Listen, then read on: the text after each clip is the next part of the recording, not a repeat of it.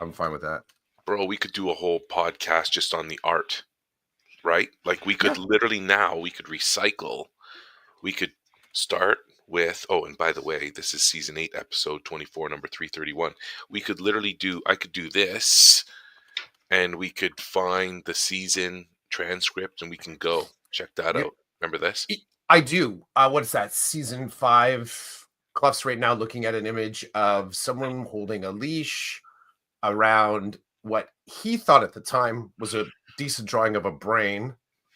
Spiky collar. What's that? Season 5, episode 26. What year is that? Yeah. 2022? 2022, season 5, So, episode 2026, episode 26, not 2026. so what I'm loving is that because I was head down just kind of messing with something on an art page here, and our conversation is fluid, just like our sort of convos away from here, like multi-platform convo. I actually had a weird kind of like, what's that called? A liminal moment. I actually had no sense that you had actually hit record, and I looked up, I could see the red live. We're live. I love that.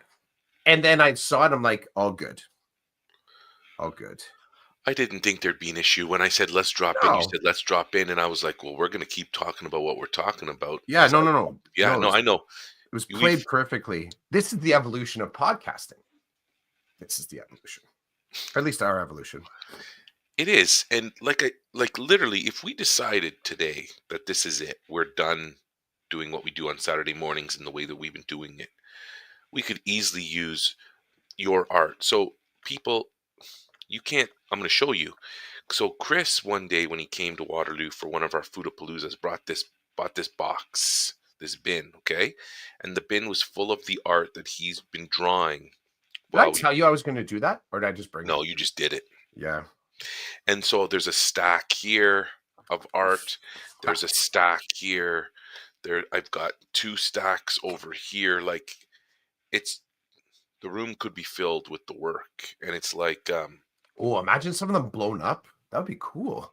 like this Scan them one. and blow them up. Look, when I become a guidance counselor, Mm-hmm. season 8, Yes, 24, exactly. 331. Declare it. Note to self. Note to the AI. March. Oh, I can't see anything. March 29th. Yep. When I become a guidance counselor, Yep. I'm gonna put this up in my office. Season 3, episode 17, February 1st, 2020. 2020, bro. 2020. We're in the middle of COVID. Actually, no. Well, yes. We are. COVID is happening in the world. It's not here yet, as far as we know. It's a It's here, lagging. but Yeah, but it was a lagging awareness. We were in ignorance. We were in 100% ignorance because like 1 month. What was the date on that? Sorry, February 1st. February 1st. So a month and 10 days later or something. Exactly. Like I think it was 13. It was right around March 13th. I think that was like the Friday just before we were hitting March break. And they said, you're not coming back after March break. It was the Thursday night because I was at the rink. Is that when you got it? Actually, I think you might be right. It was something like that because they said on the Friday, make sure when you go home, you take everything with you. Yeah. So, man, I remember I was at the rink.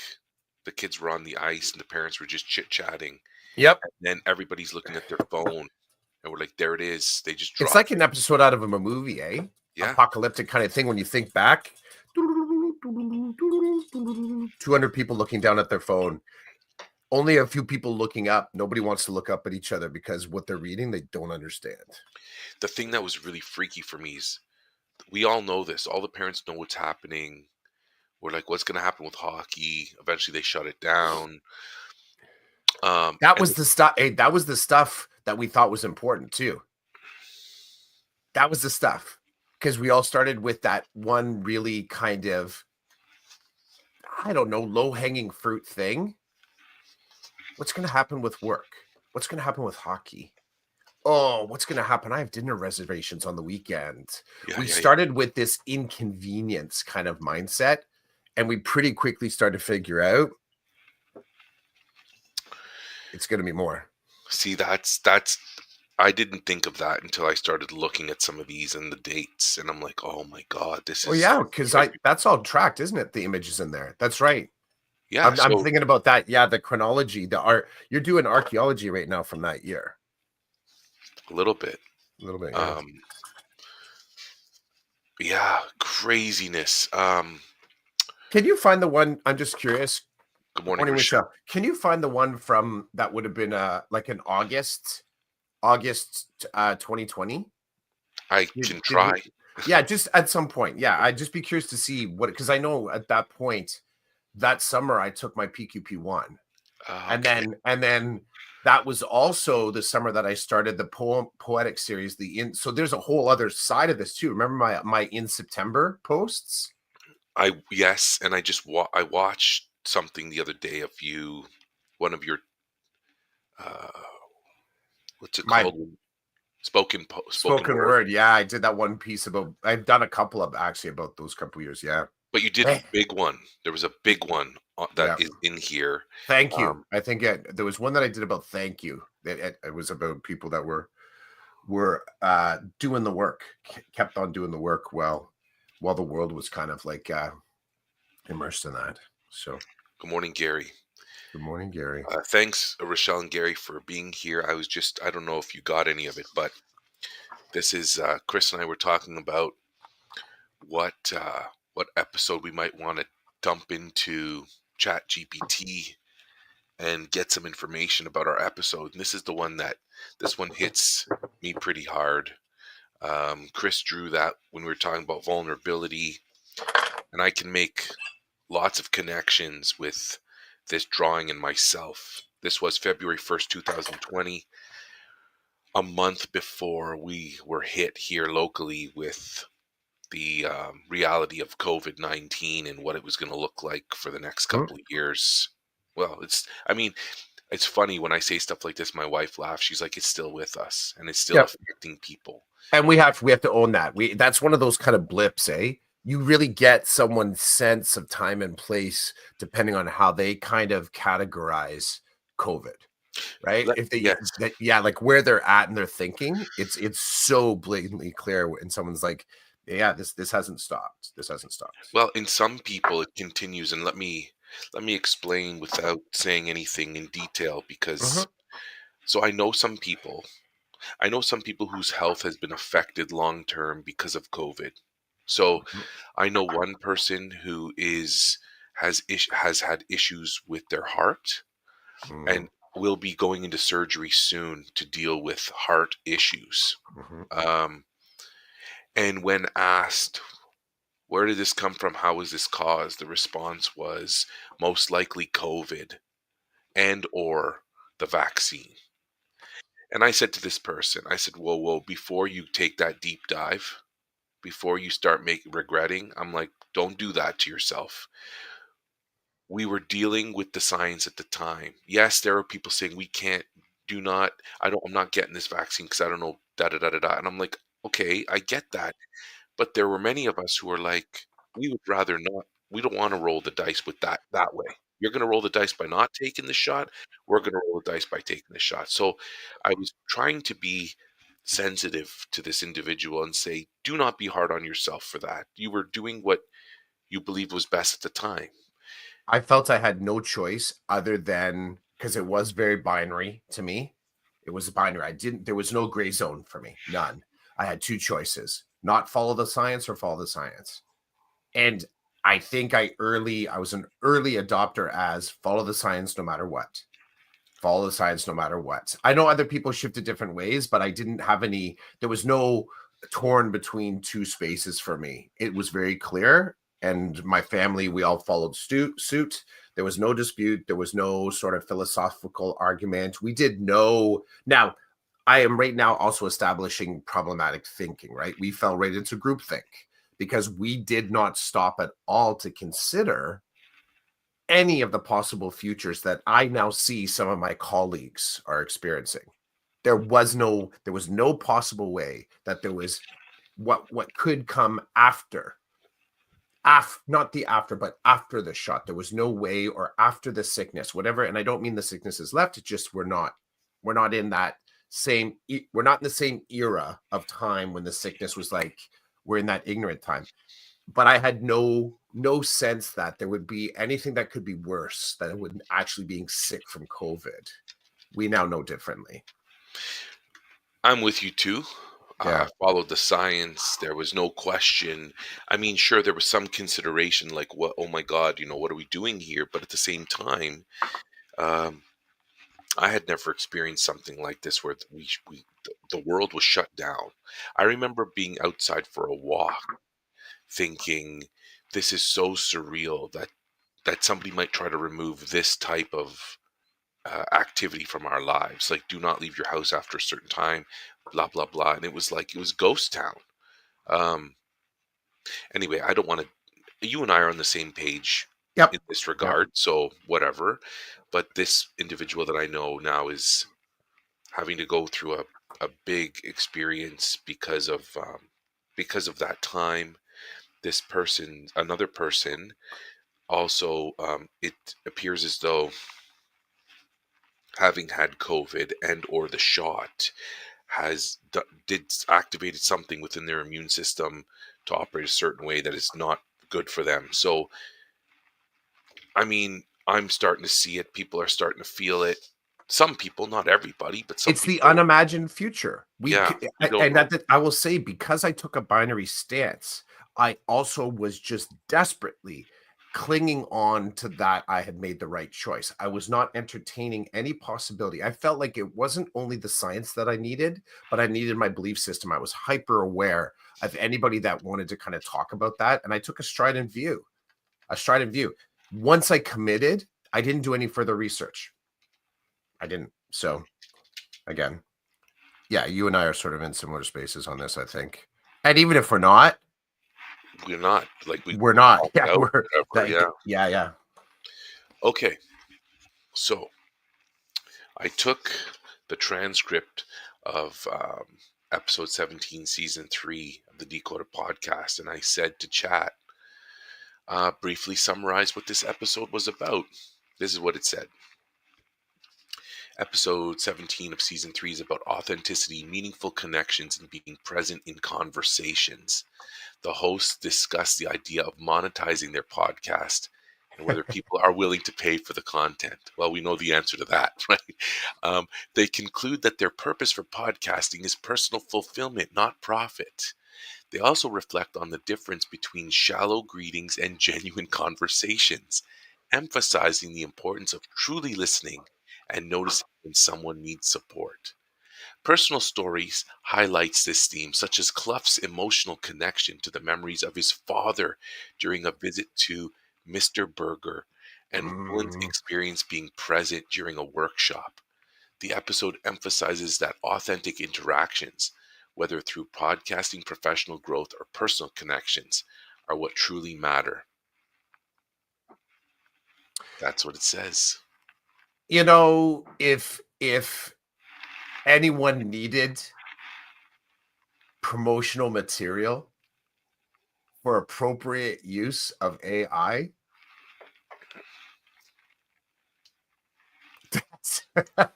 dots dot meet dot, you are now connected. Dot. So that's yeah, right. That's man, good on you, Chids. Good on you. That was awesome. You told Mr. Burger, man, Mr. Burger. Here, let's get some. Please provide some memorable quotes from the episode. Let's see what it spits out. So while this is spitting this I'm out, not even phrasing it properly, but I love that I can do this shit. well, yeah, you can do informal, right? Like that's the large language model. It's informal, it's text based. So just out, I'll say specifically to Gary and Rochelle, anyone that comes across this episode, what Chids is doing is not there's like the curve to be able to do this is 2 hours.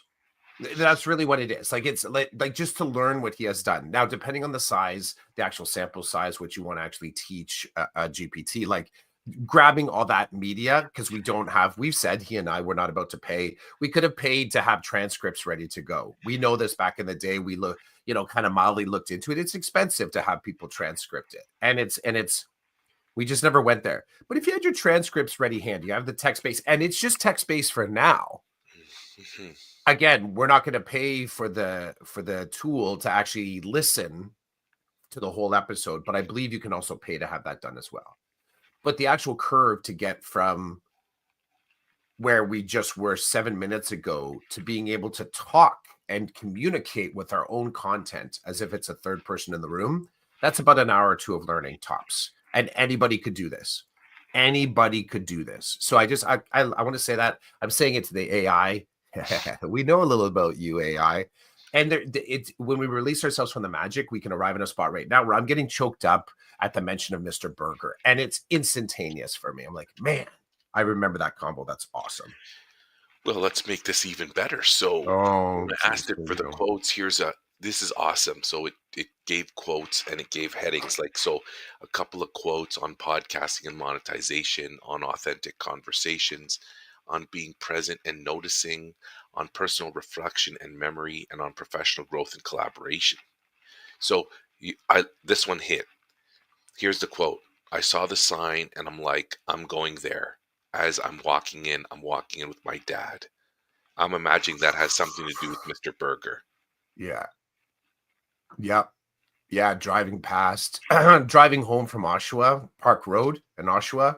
Mr. Burger, I think, is still there. I haven't driven that road in a while, but it was a queue. I used to take that exit out of Oshawa just so I could look at that joint. There was also another place that he and I went to a couple times, and I posted a video of it of him just like unhinging his jaw, a place called the Patty Shack, and it was downtown Oshawa. And that was so Mr. Burger was kind of like your diner burger, just a really good diner burger. As far as the behemoth burgers, when they started adding all this other junk to a burger, that was Patty Shack. So I think on his, he had like onion rings, chicken tenders, 2 patties, several kinds of cheese. And I took a video of him just like trying to shove this thing in his mouth. It was awesome. See, you have video of your dad. I Living. know. I don't have that. So I said to chat, does Roland say anything about his father in this episode? Yes, Roland does mention his father, and it tells me here's what he says, and then here's a specific quote. Now, I'm going to try to get through this one without getting choked up. So I'm going to do Don't my get best. chill. Go there, brother. Go there. Go there. Come on. I just don't want to because it'll slow things down. But this is the quote. I was frying eggs for my son, and it brought back a walk of memories of my father frying eggs for me. And I found myself actually cooking the eggs, frying the eggs the exact same way that I watched my dad do it. It's awesome. It's awesome. Here's the analness of the AI. Then it says, he reflects that sometimes he thinks about his dad, and other times he feels he should intentionally think about him more. This suggests Roland's desire to stay connected to his father's memory in a meaningful way. It makes me laugh because I could take that and put it in an essay, and somebody's like, why is Roland using ChatGPT? Yeah, but it's on point too. Oh, it is on point. I would say because, and that was a hinge point in our discussion, that I did have some digital media as well as the physical artifacts. And at that time, in those years, see, that's also early. What season is that? Sorry, again, 3? That is season 3. So that's also like early in yours and my friendship. That's another thing to sort of like consider, right? We were, we're around the 10-year mark now, but that's still in the getting to know each other phase. Despite the fact we jumped in and said, let's do a pod together. We knew each other's content. I think we knew that we were simpatico in like a little bit of our sense of humor. Like we had connective tissue. We like, okay, we can be friends. This will work out. We had an understanding of what our boundaries were, or at least we had an early understanding of what boundaries were. And we both also had this kind of love of using tech to build relationships. So we had a lot of cool connective tissue. But that is also early in our understanding of what this particular platform was going to do for our personal and professional growth. So that discussion about dads and our own dads is a really like it's a really cool little photo album there.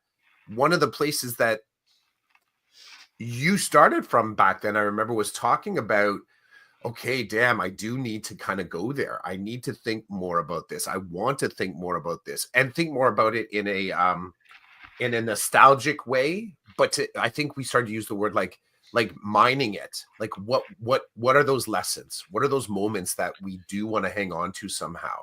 So the AI is on point and sort of putting that back in front of your face. And the really cool thing about it is that, and this is you, I'm imagining, is that you've followed that path. Like that in season 3, 5, 6 years ago, you have continued on that path of exploration, and you have learned more, and you have had more discussions, and you have sort of transmuted that into discussions with your kids. So you've sort of taken this thing, you've taken this thing that you sort of reflect on and say, "I wish I had the more," and said, "This is how I can do it," and pass that along to your boys. The fact that we're even using this particular example is like the highest almost form, digital form of exploring those moments and trying to find whatever it is. You put whatever it is in that sort of like in that magnifying glass that you're looking for, but you're in the zone now of that trans rational, if I'm drawing our book club in, the trans rational mindset, right? You're in that space between the binary. I love it. Well, I have to say, even this opportunity, like now that I see this, if we had our whole podcast cataloged in a LLM, um, it could mine everything that I've said about my father, the quotes, and this alone is causing me. I feel some relief because I keep telling you, I've told the millions of listeners here that I wish I had the technology to have him come to life Yes. and speak to me in the way that I knew him. I can't have that right now. But like I just did it again. I said, please provide more about Roland discussing his father. And the results bring they I feel at ease. Like I feel like I Is even he in the though room? Is he in the room? Like, is it sort of is it that kind of a feel? Like it's like they're with you, it's or it's more like it's like I don't have to do any work to bring it up. I can got just you. it's just I'm asking for it and it's appearing in front of me, which is what I wish for. I wish Now, for it to appear in front of me. So for example, um it here's a quote. It was a good moment too. It wasn't a moment like of sadness. It was just that little twitch of hey, I'm here. Just that alone, just that hey, chat, I need this now, give it to me, and it does. It's like that alone is brings me some comfort. You know what I mean? I do. It's a nice substitute at the moment for wishing that I could have um, anybody who's not with us anymore come Mhm. to life again. This is see, people always say to me, what would you do if you weren't a teacher?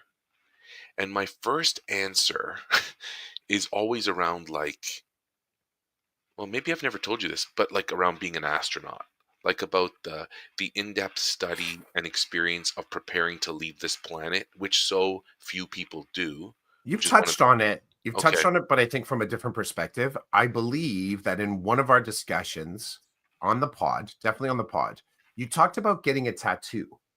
And I think one of the tattoos that you may have talked about either had a military or it had some sort of, I think, a military, something like that, kind of like style to it. And I believe you had talked about you flowed something into there. I don't know if you specifically said like leave like what you just said about sort of framing kind of leaving the planet kind of a thing, but I do believe that somewhere in the back of my brain I'm like, yeah, that sounds familiar.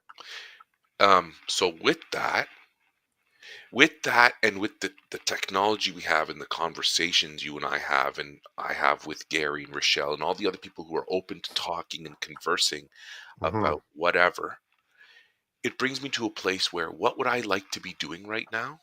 I would like to be working in this field of technology where we're working towards bringing stuff like this to life. How do we do that? So when you talk about passion and purpose, mhm. I'm very passionate. I have a close connection to wanting this to happen. but I also enjoy technology, and I enjoy being part of spaces that are innovative and open and actually authentic about their purpose, right? Because so many times we enter into conversations or experiences where people say they're authentic about the experience, but then when you dig in and you start to hit problem spots and stress comes, then all of a sudden you see the shift away from authenticity to we have to get things done. So Mm. don't worry about the author. Move away from the vision and the mission and just get it done. Something like this, something like what I'm proposing, working in a field where we're harnessing technology, artificial intelligence, um, uh, like physics to have the visuals and stuff, the collection of data in order to make that happen. This is a worthwhile life experience, in my Mhm. opinion, and it's Yep. all coming from my selfish want to connect with my father again. But from that selfishness, there's something bigger. There is the ability to serve humanity by bringing this to everybody. I don't Mhm. just want it for myself. If it can make me feel great, what could it do for other people? How can we use it to harness human growth, human experience? I'm going kind of deep because this is not, I would have never given you this answer 2 years ago because I This don't. is no small brother, this is no small thing. This is no small thing, and we can keep saying it over and over again. I will be curious. I'm curious if I can just pause for a second, if there's been anything that Rochelle or Gary has sort of plunked into here, or if they're just, if I don't mean just, but are they were there any comments? Because part of what you and I mean, this is the stuff the stuff that you and I talk about, even kind of like on the regular, on the pod, I find kind of goes like, oh, they went there. I mean, we're keeping our jobs, but we have a tendency to kind of introduce these ideas on here that are I think reasonably provocative in a way that they spark up thinking. And we've had other people kind of drop in and they're like, man, and individuals that have nothing to do with education, they're like, man, just listening to you, obviously, like, you get education, you enjoy education, but you're also drawing in your whole selves into the conversation. So it's no small thing, the stuff that we're kind of like you're noticing right now. Um, and it's one of those. A buddy of mine used to say, he was in the business, back in the restaurant business. He goes, you never really know how good you are as a chef or a restaurant owner, runner, investor, until you do your next restaurant, because the lessons don't light up. They don't light up until you take them out of familiar context and test them against new learning. So I guess in some ways I'm putting out there to the challenge to anyone that finds this, and I've done this in the book club as well, and I've done like our book club for men, but also in professional settings. Don't you dare just read the chapter and then come back to the next moment or meeting without having tried something, doing some of the work, done a thing.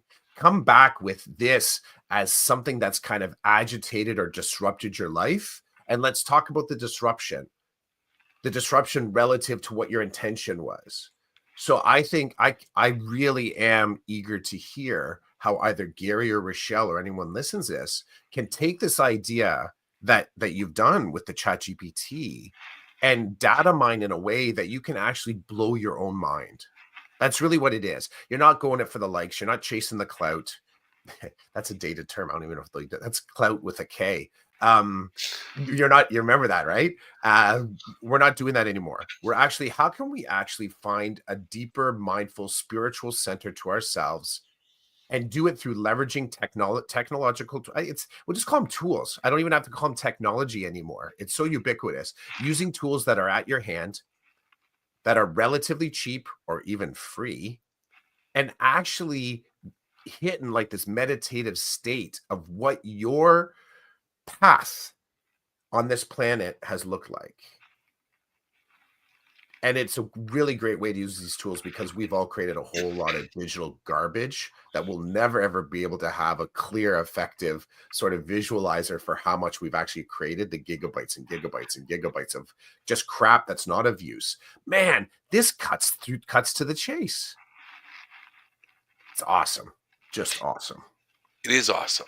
And in So in moments like this, where I feel like intellectually we can be sparked and we can grow, Mm, I believe that that spark and that growth in the work that we do with other people can benefit them.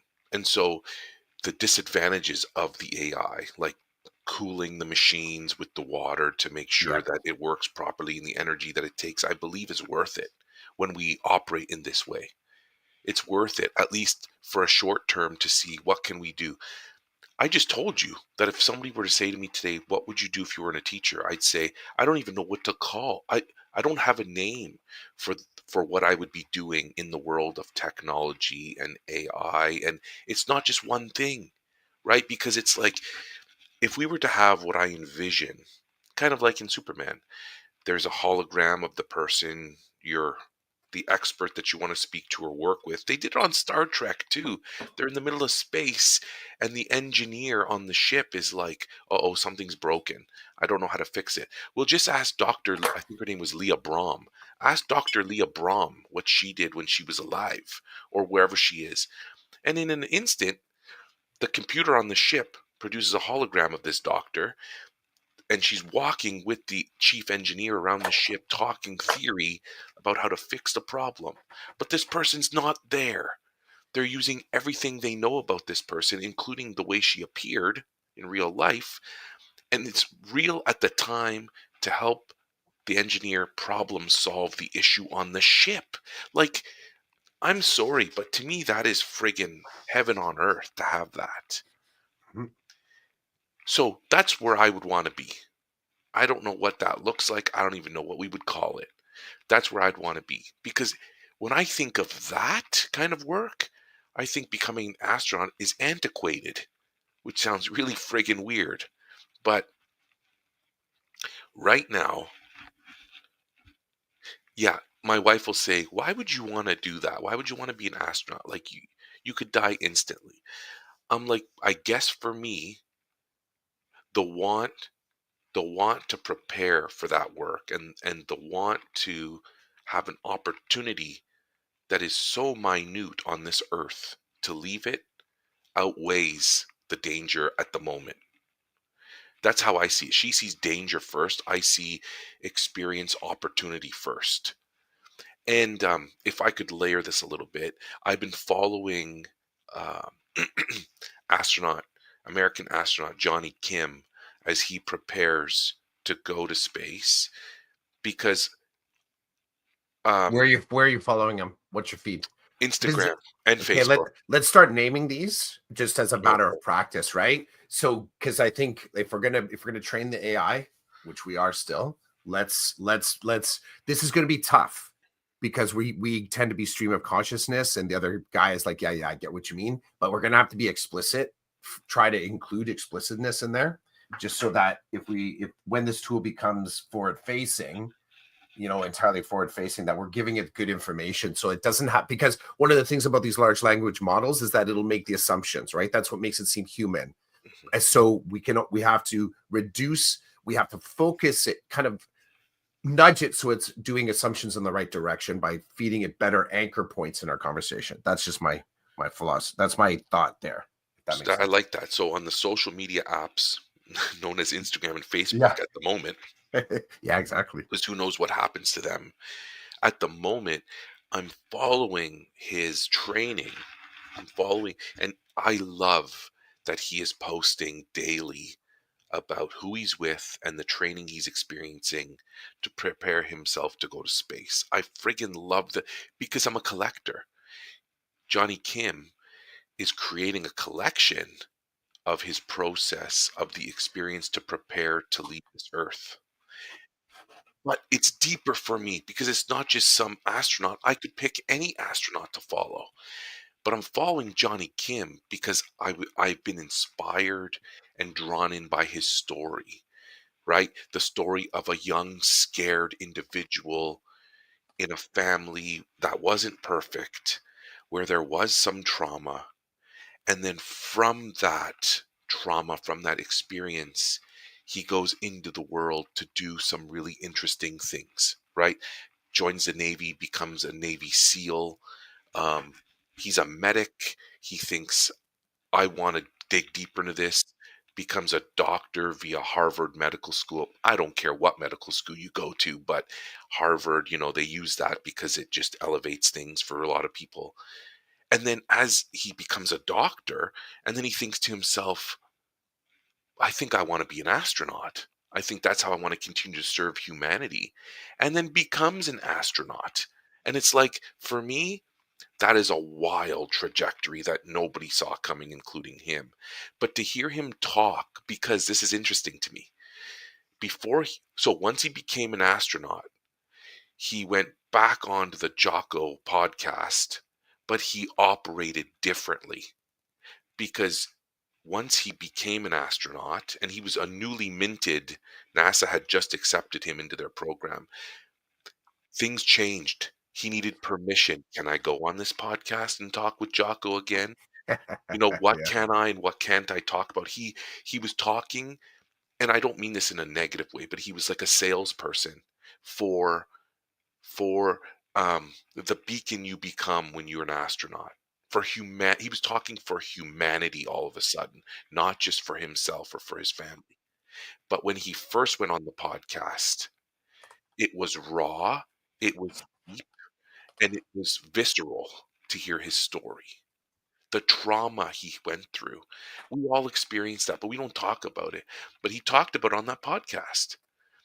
And I love that I've been able to follow that trajectory. I love it. And I love that before he was an astronaut and he represented NASA and humanity in that way, you can hear him talk about where he came from and the shit he had to go through that led Hmm. him to join the Navy, led him to do hot, like elite soldier type work, but caring and compassionate as a medic that leads to medical school. Like, it's just not, people don't do that. You don't become a soldier and then become a doctor and then become an astronaut. Now he knows how to fly jets. Like, this is the thing, you become an astronaut and all of a sudden they're like, you've been chosen. You have the intellect and you have the things we're looking for in people that we want to attempt to send to space. So now we're going to teach you how to fly a plane. And we're going to teach you how to operate all these tools and technology, because when you go to space, there's an emergency. You're going to need to slow your roll, put the panic aside, and get to work. And Chris Hadfield has a TED talk about fear.